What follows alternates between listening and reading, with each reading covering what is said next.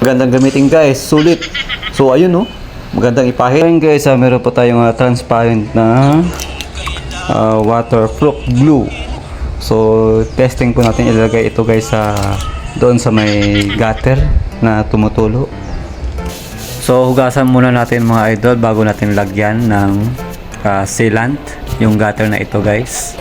So para hindi marumi, and then punasan natin, and then bubuksan natin guys yung sealant na ito. So i-apply na po natin guys.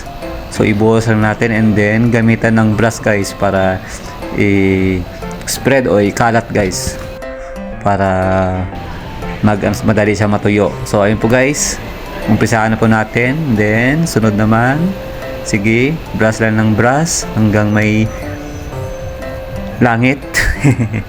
So ayun guys, pagpatuloy po tayo guys sa ating ginagawa.